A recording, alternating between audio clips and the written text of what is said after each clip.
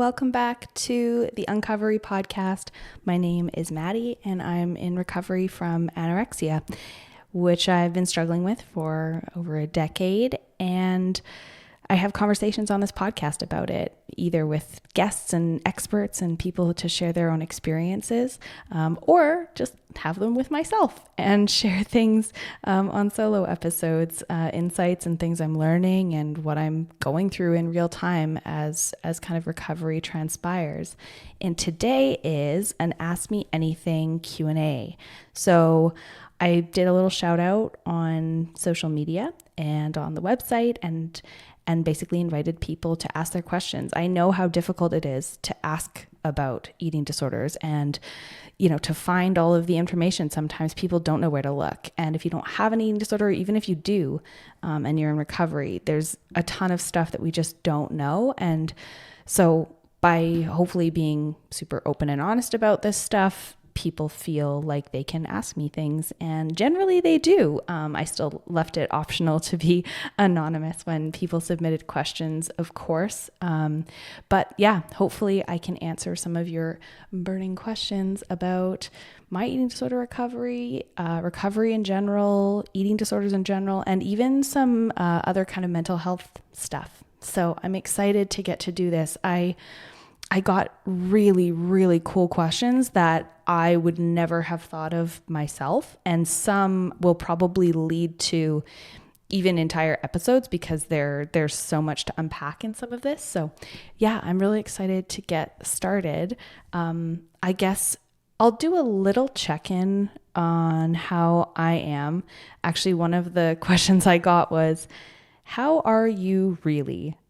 Which I think we all need to ask each other that question a lot more often and a lot more randomly, not just when we think somebody is not doing well, but just as a practice, this sort of, hey, how are you, is this automatic question that we ask people. And then we say, good, and you? And that's sometimes true, but there's always more than just good, and you? And often the answer is, actually, not that fine. And so, truth be told, I am not great.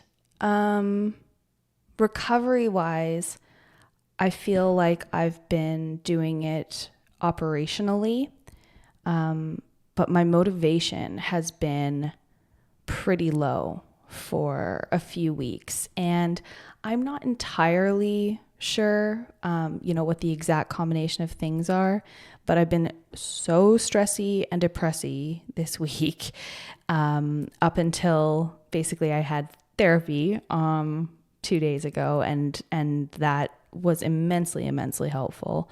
But the sort of Venn diagram between, January, having COVID, and I don't know, just being in recovery and also being 32, this exhaustion that just I feel as a result of probably all of those things. I'm also under major transition in my work life, in some really, really exciting ways, but with anything exciting and new opportunities, for me comes a lot of anxiety about whether or not I'm going to be able to handle it, whether or not I'm going to be good enough. And so I think that all of those things have really just kind of created this, this kind of mess of meh. And so I don't know if anybody else feels like this in January, but I've been feeling like this for a few weeks. And, but therapy really, really helped a lot. So recovery wise, I've tried to stay away from the narrative of I must always be motivated and excited. And, in the last couple of months, a couple months ago, when I was just I was diving back into this, I was like, I am doing this and I'm doing this for the last time. I will do this. And I still feel that way, but I feel less jazzed about it. And I feel just, I don't know. I don't feel the spark of recovery right now. And I think that that's just the reality of some of these periods of time. But the difference that I realize and that I know is that you don't need motivation all the time to make a change. What you need is commitment. And I am still committed. I'm committed. Whether or not motivation waxes and wanes as it does, commitment can stay steady. So I'm still in the game. I just haven't been feeling amazing about it. So that's the honest truth. I've been super meh. This week was like very stressy. I felt really down. And yeah, that's just the honest truth. So that's how I am really. But yeah, let's dive into the rest of the questions. Okay, question 1. When did you first become aware or realize you had disordered eating? Oof. That's tough. That's a tough question. I have no idea. I don't know that there was a clear moment where I knew that my eating was disordered, or when it went from disordered eating into like a full-blown eating disorder. And when I went from like, I'm healthy, I'm fine, to, oh, there's something untoward happening here. But I do know that as soon as I started dieting, and that I talked about a little bit on a previous episode where I was like working with this quote unquote, not an actual nutritionist who had put me on this really restrictive diet, that I thought was fine. I was like, that's just normal. That's just dieting. Then when I, at a later time, went back to those same tactics and decided I really want to lose weight because I was so uncomfortable in my body, that was when I was like, I'm going to do that because I have those tools, but I'm going to do it even better. Like I'm going to do it even faster, more efficiently. Like I'm going to be better at losing weight than other people. Like this abnormal or uniqueness to the way that I was, willing to restrict my food. I thought of it as special, not disordered. I was like, this is unique. You're better at this. And so that, I remember that from like the very beginning of really starting to restrict my food. But I do also know that I was looking up like, how many calories does an anorexic person eat within a very similar time period, a very, very short time period of when I started restricting. And I also remember, I think it was a party in university, and this was ages and ages ago. And I was drunk enough to say to, I think, some random group of people that like, I eat less than 1,000 calories a day. And I had read somewhere that had qualified you as anorexic or something like that. It doesn't, by the way, spoiler alert, that's not what anorexia is. And I was drinking. I can't remember really what happened after that. If that even if we all forgot about that conversation, probably no one remembered. But I remember, being like, oh shit, you probably shouldn't talk about that. But it was this mentality that I had around, I'm going to do this in a way that's unhealthy. And it was almost purposeful, but I thought I had it under control. And so I think that when I made the connection that I could no longer go back, it wasn't until years later when I realized that I couldn't come back out the way that I had come in. I had always thought yep, you'll do this for a while and then you'll be able to go back to normal. You'll just lose this weight and then you'll remember how to eat again. And I didn't anymore. So I think that was it wasn't until years later when I was really like, this is no longer something that I am controlling. This is something that has a hold of me. And it was probably around the same time that I had to start admitting that this was indeed a mental illness and not just a diet gone too far. Okay, question 2. Were there times that you were scared? Probably not enough times that I've really actually felt the fear that I should of what the eating disorder has been doing to my body over time and my mind as well, and my life. But there are a few times that stick out for me, and they're different types of fear. So The first one I remember is at some point I was approached by a friend and they were worried and that they were thinking about talking to my parents. And at that time, I was in full denial of my eating disorder. And so my reaction, how I responded to that fear of being outed, that fear of having someone step in and make a change about my behavior and having to give up that control, that's paralyzing fear. And my reaction to that was not good. That I basically responded to that fear with, if you do that, I will never speak to you again. Like, I will not be your friend if you do that. So that's a time that I was scared of admitting that I had an eating disorder. When I actually really had to confront it, and when I was scared enough to do something about it, was when I was confronted with the fact that people at work had been talking about it, and people had started talking about hospitalization. And this was very close to the time in the same couple of weeks as when my parents first approached me. So even my parents approaching me and being so worried didn't scare me enough about my own well-being to take it seriously enough. When I knew that people at work were talking about it and I was like, this will not affect my career, like of all things to care about, I was like, I don't want this to affect my work. That scared me enough to do something to the extent that it would cajole people, that it would like keep people feeling like I was okay. I'm willing to address this in my own time, in my own way. Okay, yes, there's an issue here. But I was so scared of the implications of people talking about it and thinking that I was weak as a result of having this because they were that worried about me. So I was scared about being viewed as weak. But physically and my own well-being and actually being scared, I didn't feel until I was living in London. And that was this like kind of just like middle of the night, just desperate, feeling so ill, like on the floor fear. And that was when I was also engaging in like bulimic behaviors. And I was so weak and I was so physically unwell that I was like, I don't know what to do. And I don't believe in God, like God with a G. I have a very spiritual view of the world, I guess, or like a universal sort of power view of the world. But I remember like praying, and so I remember being scared then. I was scared then.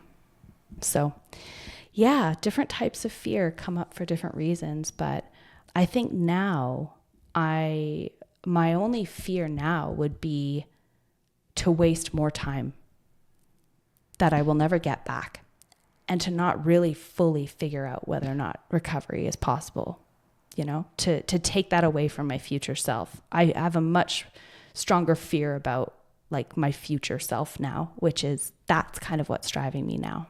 So what did your first steps for getting help look like? This is such a good question. Such a good question. So when I was sort of faced with, we're so worried about you, this is really having consequences, and I had admitted like, yes, this is a thing, and yes, I will do something about it. I really wanted to maintain control even in my recovery, that the first time. And I was also still very much shrouded in secrecy initially. Like I had barely admitted to myself or said the word anorexia out loud. So I wasn't interested in being in the public system or having it on my medical record somewhere that I had an eating disorder. And so I wanted to keep it contained, just, you know, basically to my family and then to the professionals that I would decide. So I got on Google and I Googled eating disorder psychologist Calgary, or best eating disorder psychologist Calgary. And that was my first step. And there are websites that actually have, resources and listed people in your area that are psychologists and different types of therapists that deal with different types of mental health specialties. And so the number one was my therapist then for, the next year and a half, at least, maybe even 2 years. Yeah. And I called her and I said, hi, so my family's really worried about me and about my eating. And so I think that, I'd like to know how to talk to somebody or how this works. Basically, I'd never been to therapy.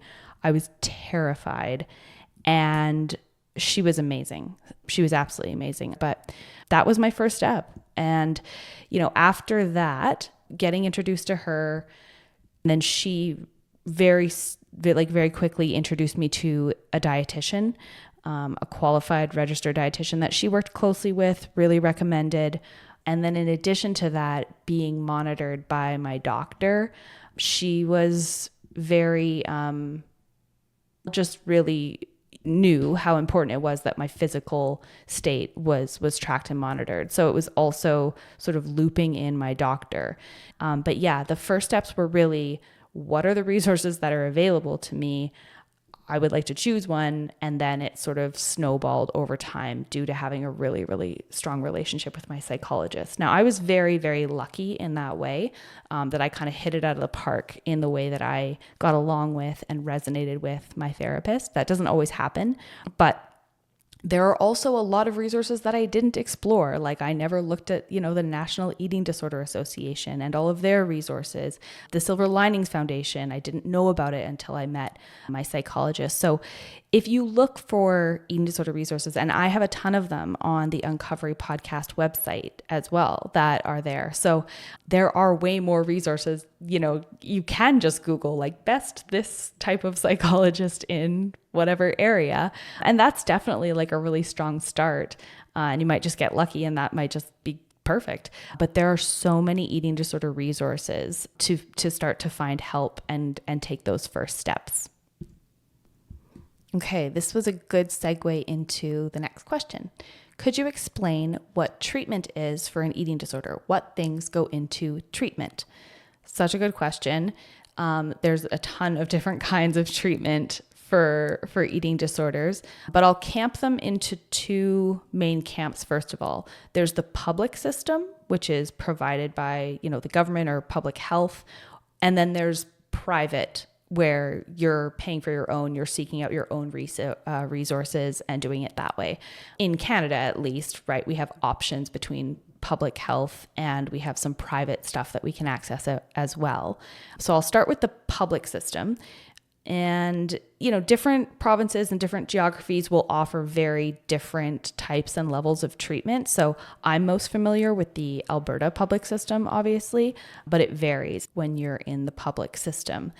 So there's the most intensive, I would say, which is inpatient hospital treatment.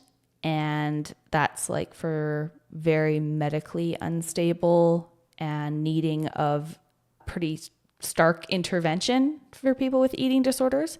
And then there's sort of residential eating disorder treatment, which is less intensive than that hospital treatment, because hospital treatment, I've never been in it, but it's really kind of like an all hands on deck. We need to medically stabilize this person. Like they're very much at risk physically, and we just need to get them up to a certain point. And then residential also is like you live all the time fully in a residential center. And you have therapy in the day and you have meals that you must have. And I've also not done that before, but that's sort of the next most intense level. And then there's intensive outpatient, which is, in outpatient is the way that I think about it. So some is done in residential. So you'll do something like a day program where you go at 8 a.m. and you're there all day long. All of your meals are had there. And then you go home basically at night to sleep. And so it provides this massive amount of structure while still not having you actually sleep over or live there. And usually I think that's, at least in Alberta when they were running this, because they're not right now, it was like 5 days a week, I think. And then maybe you go home for the weekends. The structure of it will depend on the place that's providing it or the system that's providing it. But yeah, those are the main sort of like more intense levels in the public system, is like actual hospitalization. And then this 24 hours a day, 7 days a week, actually staying and living there. And then this sort of back and forth, home and hospital, home and hospital. And then the public system also offers outpatient, which means you just go to do your appointments in a very similar way that you would go to your therapist in the private system too. So you go for your group therapy, you go see your case manager, you go see their doctor, you go see their dietitian, and you have to have a certain amount of commitment to go to all of those professionals a minimum amount of times. So in my case, I have to see my case manager every month. I go to group every week when they're running them. I don't have to see their dietitian because I have my own, but it's a bit more flexible then, right? Like you take the resources that you need, and there are certain minimum requirements that they have for you. And then you don't have to live there or stay there or do anything like that. So depending on where you're at when you come into the public program, they will give you recommendations about where they think that you should start. And then you kind of go from there. So that's like a broad painting of the public system. Now for the private, all of those things are on the table, but you're paying for them yourself. Now, hospitalization, if you're really in like critical condition, most private sort of even residential places will not take you because you're too medically unstable.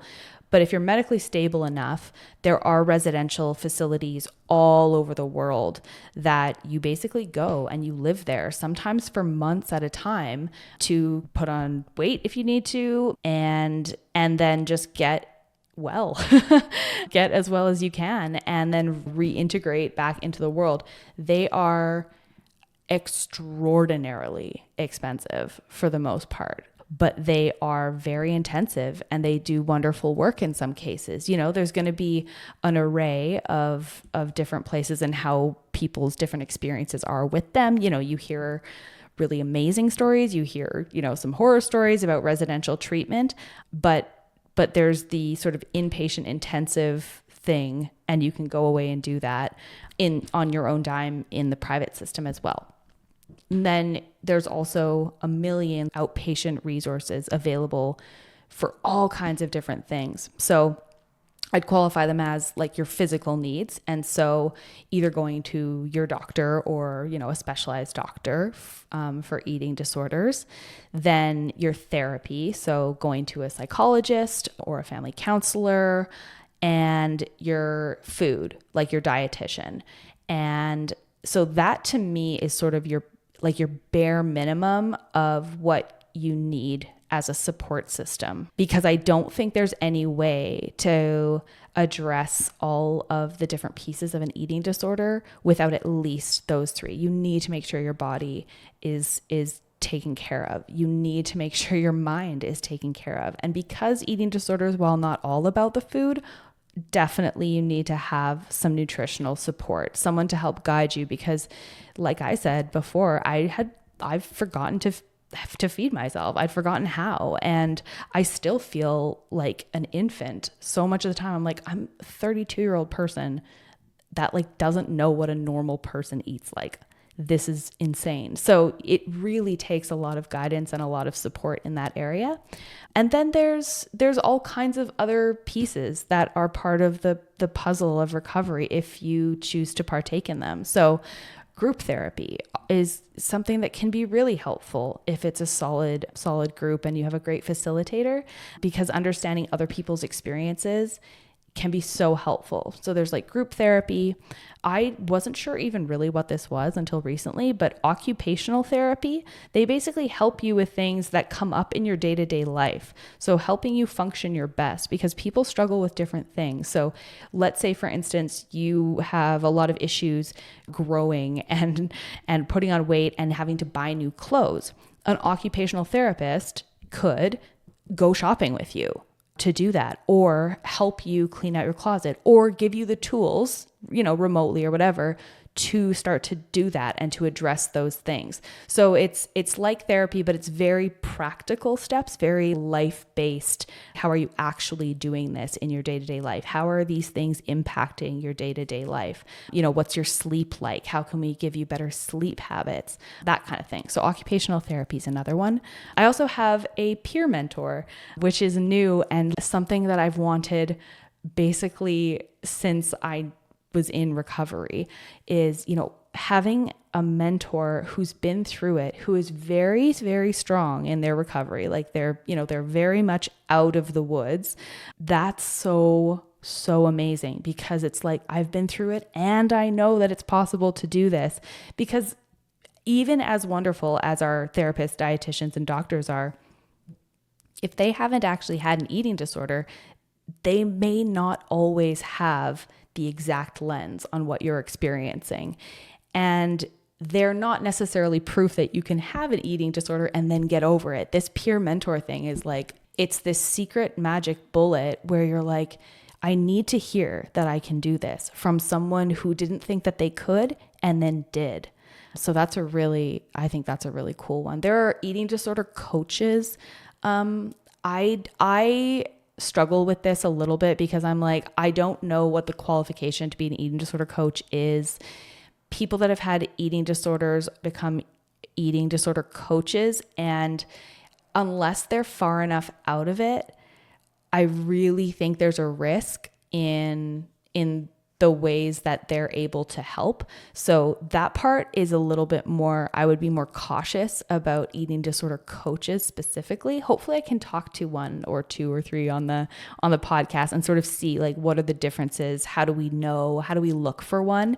Whereas, your psychologists and your qualified therapists are more, I don't know, I feel like a bit safer just sort of going that route, at least initially. And then there's a bunch of other just like types of therapy, which I'll probably do a whole episode on all of the different types of therapy, but like there's dance therapy, there's art therapy, there's like horse therapy, family therapy is something that people do too.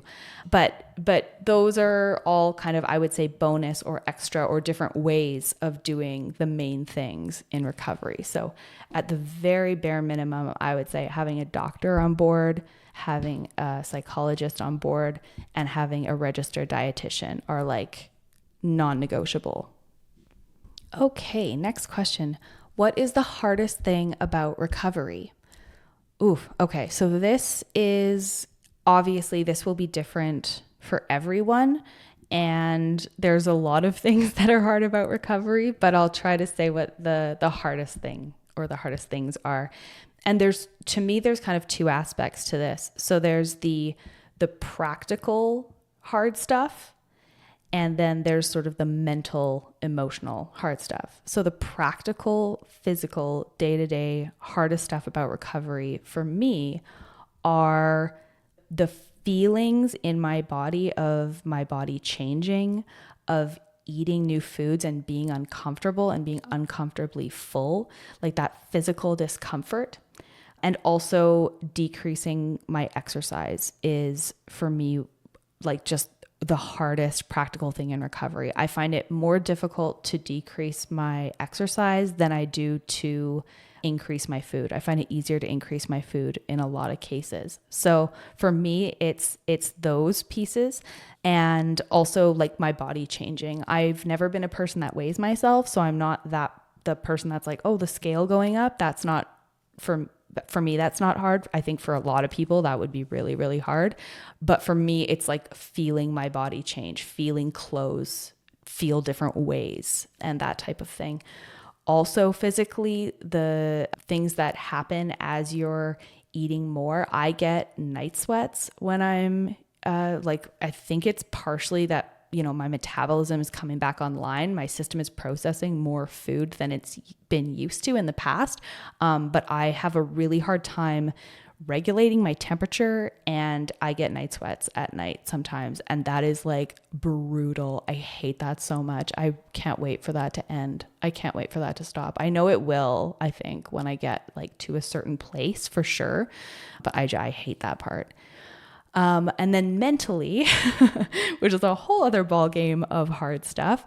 The hardest thing, I think, is when you're in recovery, you feel like you're failing all the time. You feel like you're failing either way. And I say that because if you're doing the right things in recovery, your eating disorder brain is like screaming at you that you're a failure, that you've given up, that you're failing at this, that you're going to gain weight, that you're just not strong enough, you don't have willpower. So you're failing at the eating disorder while you're succeeding at recovery.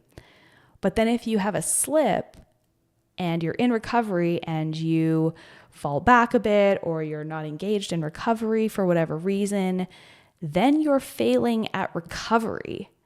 So you feel like you're failing either way, or that's how I feel and have felt at a lot of times. So it's this negotiation, this game in your head, and negotiating between, well, what will the eating disorder let me do, and what will recovery allow me to do? So that constant mental game of being like, I'm so all encompassed by this when I'm in it. And also, I think for me right now, currently, the hardest thing is that it feels almost like I'm more fixated on food because I'm having to eat it again. And so it feels like this hyper focus on it. And I'm like, that's like recovery. The point of recovery is that I don't have to think about this so much, right? But for the time being, because of the structure that I need, it's like a full-time job. And so you are focused on recovery all the time. You're focused on the food and getting to your appointments and the exercise and all of this stuff. So it's a mental focus. It's a chunk of your brain that feels like a full-time job. So those are the hardest things about recovery, and then like some honorable mentions. Okay. As someone in recovery, what are the biggest triggers that hamper recovery? Again, people have all kinds of different triggers for themselves. For me, the comparison game used to be huge, and sometimes it still is. I've got a better handle on it mentally to be like, different bodies, different paths. Like, different people will not change what my journey has to be. But the comparison game, like, if other people can keep their eating disorders, you know, seeing people that are super skinny, that there's no absolute way that they don't have one. I'm like, why did they get to walk around and have their eating disorder and I have to recover? Like, no fair. Or having comments about, oh, you're looking really healthy is like, please do not say that to people that are in eating disorder recovery. It's so hard because it feels like such a nice compliment. Like, oh, you look so well. And I'm like, I hate that so much when it's said, but I have to turn on my, that is a good thing. You would like to look like a healthy, whole person. But when you're mentally still struggling, it's really hard to know that then your body is changing enough, because then you feel like, oh no, but I'm still really sick on the inside. Like, my brain still hasn't caught up with this. So hearing either comments about people, about your body in general, just don't do it. Just like, don't comment about people's weight. Don't do it. There's like no good reason to talk about somebody either losing or gaining, or like how good their body looks. Like, you have no idea why someone's body looks the way it does. Either way, even if it's like, you know, a compliment, it's still like, you just don't know what's going on behind the scenes. So anyway, tell people they glow, or that they're really kind, and that you always look forward to seeing them because of how that makes you feel. Like, those are compliments. And then another trigger just in general is change in routine, stress, life stressors that's less of like something happened in the moment and it triggered me, but that's more of things that can really set back recovery or set an eating disorder back into motion. So massive upheaval, big like job changes, big stressors, moving, all kinds of stuff like that. Bad relationships is it's a very pertinent one. So yeah, stress and change is another one that can really trigger eating disorder recovery. So that's why it's so important to have a great therapist, so that when these things happen, you can tolerate them and learn how to tolerate them. Okay, next question. How did it make you feel when those around you didn't try to help or ask if you were okay? And I think it really depends when it was, originally, and like for years and years, I would never have wanted people to try and help, so if someone had, I would have and did resist and dismiss and say, no, I'm fine. As much as on some level, I was crying out for some kind of help, I hadn't processed that yet. And I wasn't ready to surrender in that way. So originally it was good. And at a certain point, then things start to turn and be very obvious. And I would find myself really skating this line, wanting to be super thin, but not so thin that it was actually worrisome, like not too worrisome, like just enough, like just this real thin line between, you're not like sick, but you're like very thin. And that's, I like feel ill even saying that out loud, because that's such a fucked up thing to think. But dancing along that line was this place that I wanted to stay. And so originally I had no interest in people wanting to try and help. And even now, if people didn't try to help or haven't asked if I was okay, there's no like blame. I know that this question probably comes from a place of like, I could have done more, I should have done more. And I've heard that from friends and from loved ones, certainly. And I'm always so quick to point out, like, it wasn't up to you to save me, and at certain points, even if you could have said something and I wasn't ready to hear it, so it doesn't make me feel anything negative now, for sure, that people, didn't try to help or ask if I was okay. It means a lot now when people ask how I'm doing, or ask if I'm okay or offer to help, right? Because I want it, because I invite it. But yeah, there's no like blame to pass around. There's no responsibility for anybody to save you, kind of a thing. But I know that people really want to know how to reach out and how to ask somebody how they're doing. And because this Q&A has just gotten so long, I'm going to have to do a part 2, because I have a handful of questions that are very much along those lines about what you can do for somebody, what's the best thing to say, and how to kind of interact with people with eating disorders. So that's a teaser trailer, because I know that people don't listen to whole giant like hour-long episodes. And so I want to keep these Q&As as tight as I can. So we're going to do a part 2 next week. Stay tuned for that. Other questions, teaser trailer coming up, have to do with how does my eating disorder affect dating and relationships, meditation and yoga in recovery, the way bodies are seen in media, overcoming mental challenges within COVID. So that's going to be all next week on the next episode of Uncovery. So thank you so much for all of these questions, and we will see you on the next episode.